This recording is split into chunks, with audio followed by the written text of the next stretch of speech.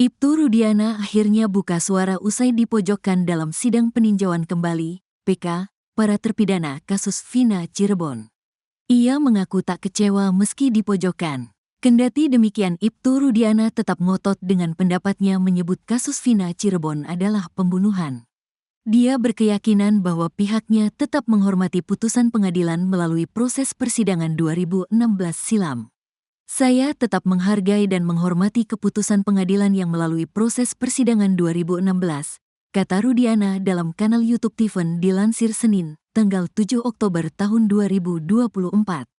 Rudiana menekankan pihak keluarganya tidak mempermasalahkan soal PK yang berlangsung saat ini. Meski demikian, dia mengatakan tetap meyakini bahwa kematian anaknya dan Vina karena pembunuhan.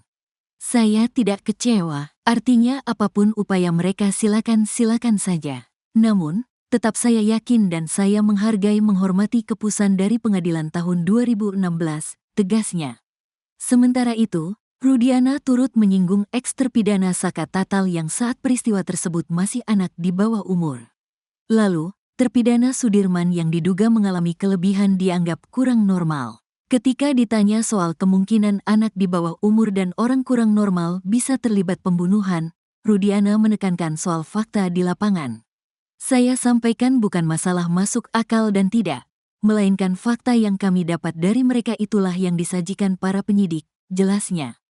Selain itu, Rudiana turut mengungkap informasi awal dari saksi Aep dan Dede yang berharga dalam pengungkapan kasus tersebut. Dia menuturkan tidak ada perlakuan khusus untuk Aep dan Dede saat awal penyidikan. Saya itu ketemu Dede tuh spontanitas, karena memang kami lagi mencari informasi kebetulan dia menyampaikan. Jadi, info sekecil apapun itu disampaikan, kita coba dalami, telusurin, imbuhnya.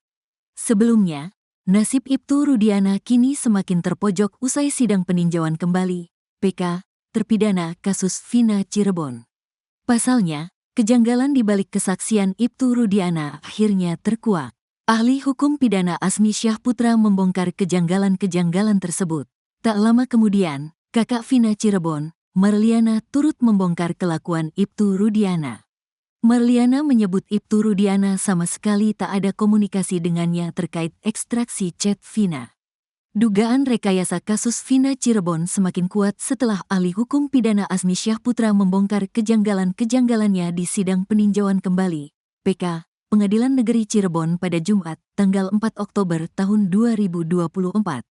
Salah satunya, terkait kesaksian Ibtu Rudiana, Aep Rudiansyah dan Dede Riswanto yang sebelumnya menjadi kunci kasus Vina Cirebon.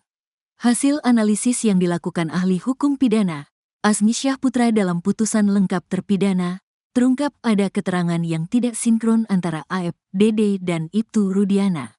Diterangkan Asmi, dari putusan terungkap, yang paling aktif adalah Ibtu Rudiana karena dia yang bergerak mencari informasi kasus ini pada tanggal 31 Agustus tahun 2016 sejak pukul 10 waktu Indonesia Barat.